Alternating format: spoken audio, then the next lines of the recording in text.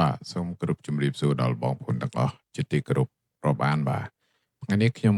មានវីដេអូចែករំលែកដល់បងប្អូនទាំងអស់ដែលមិនទាន់បានដឹង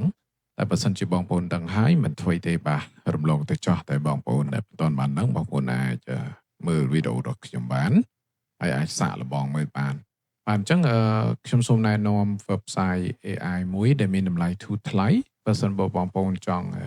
start ចង់ចាប់ផ្ដើមណា តែបើសិនជាបងប្អូនមិនចង់ទេបងប្អូនអាចប្រើវា free ជាក់ស្ដែងខ្ញុំប្រើកន្លងមកគឺខ្ញុំប្រើ free ខ្ញុំអត់ដែលចំណាយលុយទៅលើ website ហ្នឹងទេហើយ website ហ្នឹងគឺខ្ញុំធ្វើកិច្ចការចម្បងរបស់ខ្ញុំគឺពាក់ព័ន្ធទៅនឹងការបង្កើតសំឡេងបាទការបង្កើតសំឡេងនិយាយលើកទឹកចិត្តជាភាសាអង់គ្លេសឬក៏ការបង្កើតតេស្តបែប listening ហើយយើងយកអត្ថបទមកយើងដាក់ចូលទៅក្នុង website ហ្នឹងគាត់នឹង generate ឲ្យជាសំឡេងតែម្ដងបាទជាសំឡេងហើយយើងអាចរើសបាទតួអង្គមួយណាដែលយើងចង់ឲ្យ AI មួយហ្នឹងអឺ generate ជាសំឡេងហ្នឹងបានជាភាសាអង់គ្លេសបងប្អូនប៉ុន្តែឥឡូវនេះ AI នេះគឺបានធ្វើកំណែ update ថ្មីដែលគួរចាប់អារម្មណ៍មែនទែនទីមួយគឺអាចបង្កើតជាបទចម្រៀងបានទៀតហើយភាសាខ្មែររបស់យើងគឺមិនទាន់បានល្អច្រើននៅឡើយទេប្រហែលជាខ្ញុំមិនទាន់ចេះសរសេរ prompt ក៏ថាបានពីព្រោះខ្ញុំទើបតែរៀនប្រើដែរហើយចំណុចទី2បងប្អូនអាចបង្កើតជារូបភាពចំណុចទី3គឺបងប្អូនអាចបង្កើតជាវីដេអូបានដោយប្រើតែ website មួយនេះបាទជាពិសេសគឺ free តែម្ដងសម្រាប់generate text text to speech បាទមានន័យថាពីអត្ថបទទៅសំឡេងនិយាយសំឡេងពិពណ៌នាមានរឿងនិទានសំឡេងបែបរឿងនិទានហ្នឹងគឺយើងអាចស្រេចបានបងប្អូនអញ្ចឹងកុំឲ្យខាតពេលថាតើ website ហ្នឹងឈ្មោះអ្វីហើយរបៀបនៃការប្រើប្រាស់ហ្នឹងរបៀបណាបងប្អូនតាមដានទស្សនាវីដេអូរបស់ខ្ញុំ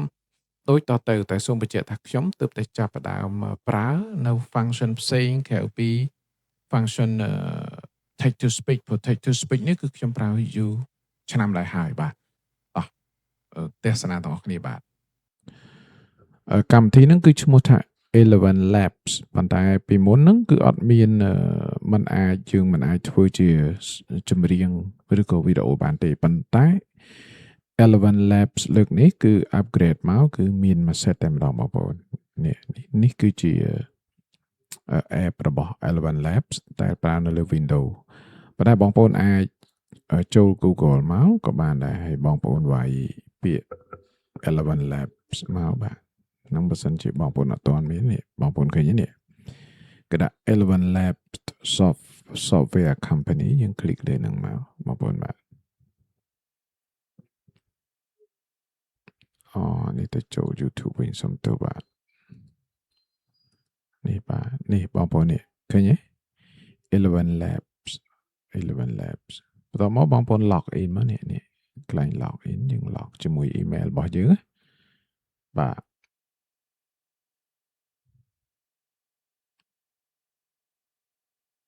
បាទនេះគឺ platform របស់Eleven Labs ឃើញទេបងប្អូនមាន speech មាន image មានវីដេអូបាទវីដេអូយើងអាចពិពណ៌នាយើង generate បាទ 720p បាទ sound effect នេះគឺ music បាទនេះគឺ play បងប្អូននេះឃើញ account របស់ខ្ញុំនេះ account របស់ខ្ញុំនេះគឺគេfree ហ្នឹងគឺ 1000 credit ហើយខ្ញុំប្រើឥឡូវខ្ញុំនៅសល់9325 credit ហើយហ្នឹងគឺវាយើងប្រើអស់ប្រហែលមួយថ្ងៃពីរថ្ងៃគឺវាឲ្យ credit ប្រើទៀតបាទអញ្ចឹងមានន័យថាខ្ញុំប្រើយូរហើយខ្ញុំប្រើពាក់ព័ន្ធទៅនឹងធ្វើមេរៀនបរៀនភាសាអង់គ្លេសពាក់ព័ន្ធទៅនឹងការប្រើសំឡេងreading listening test អីហ្នឹងខ្ញុំធ្វើនេះ text to speech នេះបាទអញ្ចឹងយើងក៏ paste មកយើង paste អត្ថបទមកហើយបន្ទាប់មកយើងជ្រើសរើសបាទនេះជ្រើសរើស slow បាទសំឡេង slow យឺតអីនៅហ្នឹងបាទអញ្ចឹងពាក់ព័ន្ធទៅនឹងការធ្វើតន្ត្រីវិញបងប្អូននេះយើងចូលកន្លែង music នេះមកឬក៏យើងចូលខាងលើក៏បានបាទតែនេះគឺវាទូលំទូលាយជាងបាទយើងចូល music មកបាទនេះជា music ដែលគេធ្វើនៅលើហ្នឹងបងប្អូនបាទអញ្ចឹងកន្លែងនេះគឺយើង អត់ទាន់មានទេបាទអញ្ចឹងយើងយកកន្លែង generation បងប្អូននេះយើង click ជាមួយ music ហើយយើងយកកន្លែងពាក្យ generation គឺវាមាន lyric បងប្អូននេះ lyric ឃើញទេ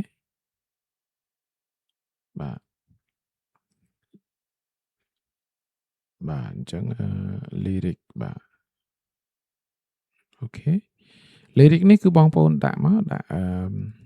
lyric បងប្អូនទៅសេមកអញ្ចឹងខ្ញុំបានសរសេរ lyric ខ្មែរបាទចម្រៀងខ្មែរអញ្ចឹងខ្ញុំសាកមើលសិនបងប្អូនណានេះគឺជាការសាកមើលថាតើ AI របស់ Eleven Lab ហ្នឹងគាត់ធ្វើការបានដែរឬទេបាទអញ្ចឹងខ្ញុំដាក់ verse មកបាទអូខេ control C ហើយខ្ញុំបើកវិញហើយខ្ញុំដាក់កន្លែងនេះអូខេបន្ទាប់មកកន្លែងនេះខ្ញុំសរសេរ prompt របស់យើងអញ្ចឹងខ្ញុំសរសេរថា create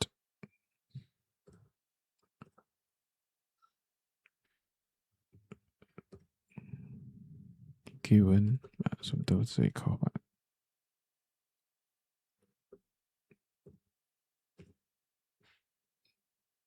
as a sorrowful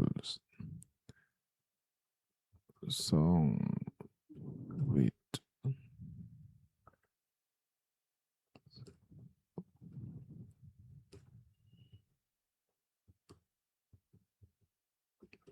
okay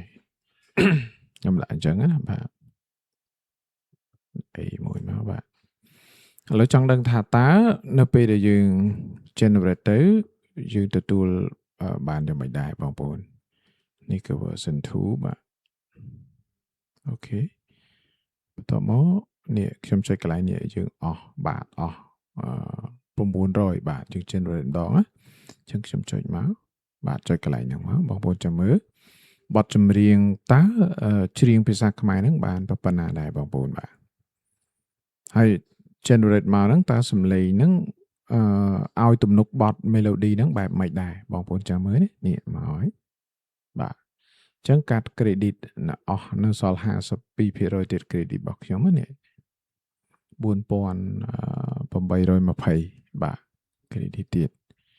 អញ្ចឹងបងប្អូនហើយបាទលឿនដែរបាទព្រាត់ស្នេហ៍ក្រមុំស្នេហ៍ប្រែប្រេះស្រាំបាទឥឡូវស្ដាប់ដាក់ពីបទហ្នឹងសិនមើលស្ដាប់បទទី1សិនបាទអញ្ចឹងអាចច្រៀងខ្មែរបានបងប្អូន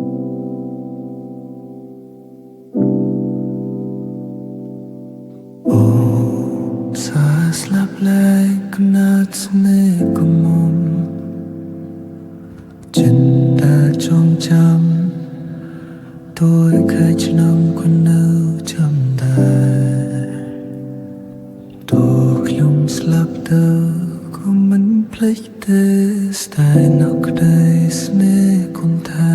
ប្រែជាម៉ែអូនក្ទិញខ្ញុំ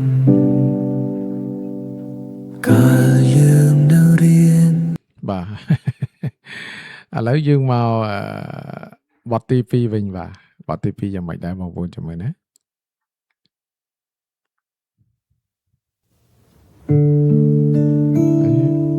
2នាទី30ដូចគ្នាបាទអូផ្សាស្លែងកណាត់ស្នេហ៍កាមចិនដាចិនទួយខែខ្ញុំក៏នៅចាំដែរព្រោះខ្ញុំស្លាប់ទៅក៏មិនភ្លេងទេស្ដាយណាស់ក្តីស្នេហ៍គុនតែព្រះជាម៉ែអូនក្ទិញខ្ញុំកាលយើងនៅរៀនស្រឡាញ់ Christmas នៅស្មសស្មេះបាត់សំស្ខ្លាចត្រេះស្រាបតានរត់ដឹងថ្លាមរារងងអត់បាទអញ្ចឹងបងប្អូនស្ដាប់បានទេបាទនេះគឺជាការបង្កើត AI ថ្មីរបស់ Eleven Lab ដែលបង្កើតដោយបទចម្រៀងបាទអញ្ចឹងបងប្អូនស្ដាប់ទៅយ៉ាងម៉េចដែរបាទខ្ញុំគិតថាមិនទាន់ប្រសើរនៅឡើយទេអញ្ចឹងទៅថ្ងៃក្រោយប្រកាសជាក្រុមហ៊ុននឹងព្យាយាមអភិវឌ្ឍបន្ថែមណាបងប្អូនអញ្ចឹងចំណុចដែលល្អដែលខ្ញុំធ្វើលើកម្មវិធីនេះគឺភាគច្រើនគឺខ្ញុំប្រើនេះបងប្អូន text to speech នេះ បាទ text to speech នេះគឺខ្ញុំប្រើច្រើនបាទអញ្ចឹងបងប្អូនអាចចូលដូចជារឿងបែបរឿងនិទានអញ្ចឹងបាទ narrative story tell a silly joke បាទអញ្ចឹងមានទាំងអស់បាទកន្លែងហ្នឹងណាអញ្ចឹងខ្ញុំប្រើជាងគេគឺប្រើអាហ្នឹងឯងហើយមកដល់ខាងនេះគឺយើងអាចសេរីបាទសេរីលឿនយឺតអីនៅនឹងបងប្អូននេះឃើញទេយើងចុចមកឥឡូវឡើងដល់ version 3 ហើយខ្ញុំប្រើខ្ញុំអត់ដែលខ្ញុំមិនបានចំណាយលុយអីទេព្រោះខ្ញុំប្រើមិនសូវជាប្រើអញ្ចឹងគឺនេះ credit ហ្នឹងគឺក្រុមហ៊ុនតម្លាក់ឲ្យរហូតបាទនេះគឺជាតួអង្គបាទតួអង្គដែលយើងចង់យកមកនិយាយប៉ុន្តែខ្ញុំធ្វើជាភាសាអង់គ្លេសទេបាទជាភាសាអង់គ្លេសអញ្ចឹងបងប្អូនអាចប្រើ Chat GPT អាចប្រើ Gemini ដើម្បីឲ្យសរសេរជារឿងបាទឲ្យសរសេរជារឿងហើយយើងយកអត្ថបទហ្នឹងមក paste នៅនេះមកបន្ទាប់មកយើងរើសយកបាទមួយណាដែលបងប្អូនចង់ឲ្យគាត់និយាយបែបរឿងនិទានហ្នឹងគឺ text to speech ហ្នឹងគឺល្អមែនតើតែម្ដងនេះយើងអាចបន្ថែម speaker បានទៀតនៅទីនេះបាទអញ្ចឹងល្អមែនតើណាបាទអានេះចំពោះតែបងប្អូនដែលចាប់អារម្មណ៍នៅក្នុងការធ្វើរឿង text to speech ជាភាសាអង់គ្លេសបាទចឹងខ្ញុំគិតថាភាសាខ្មែរនេះមាន language ជាមួយខ្ញុំបូកមួយសិនតែភាសាខ្មែរមានអត់បាទអត់មានទេបងប្អូនចឹងខ្ញុំដាក់ Cambodia មើលបាទ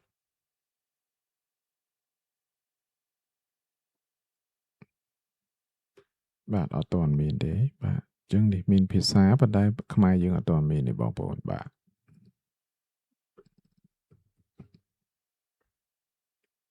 អត់មានទេបាទអញ្ចឹងបើមានខ្មែរទៀតល្អមែនតើបាទ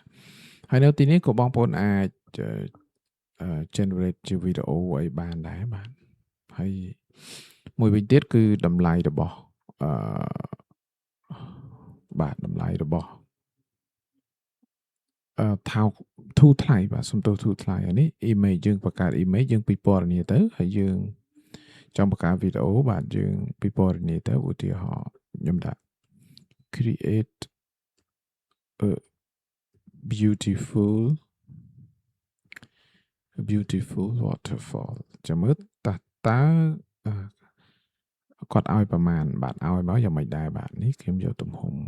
បាទទំហំដល់ 4K បងប្អូននេះ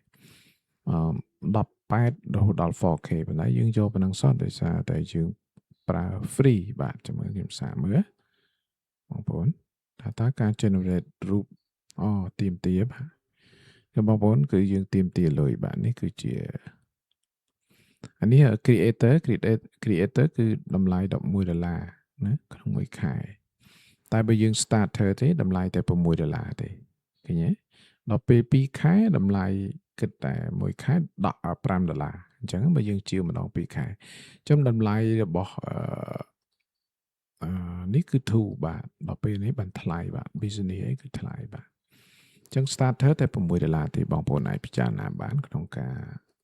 ប្រើប្រាស់កម្មវិធី Eleven Lab នេះបងប្អូនបាទចឹងខ្ញុំប្រើកន្លងមកខ្ញុំប្រើច្រើនតែខ្ញុំប្រើទៅលើ text to speech បាទ text to speech នេះបាទអូខេយើងទៅលាក់កន្លែងហ្នឹងមកយើងអាចថែមតួអង្គមួយណាក៏បានដែរបាទថែមតួអង្គមួយណាក៏បានដែរបាទសាច់តែរឿងបងប្អូនអាចរើសយកមួយណាបាទដែលបងប្អូនចង់តែងជារឿងតែងអីអញ្ចឹងណាបាទអញ្ចឹងអរគុណច្រើនបងប្អូននេះគឺជាការបង្ហាញជូននៅ website មួយដែលមានតម្លៃធូរថ្លៃមួយខែ$6គឺwebsite របស់ Eleven Lab ហើយយើងអាច generate ជាវីដេអូបានយើងអាចបង្កើតជារូបភាពបានហើយយើងក៏អាចបង្កើតចម្រៀងដែរប៉ុន្តែចម្រៀងសម្រាប់ភាសាខ្មែរធ្វើមិនទាន់បានល្អនៅឡើយទេបាទអរគុណច្រើនបងប្អូនសម្រាប់ការចំណាយពេលវេលាបាទតាមដានបាទអរគុណជម្រាបលាបាទ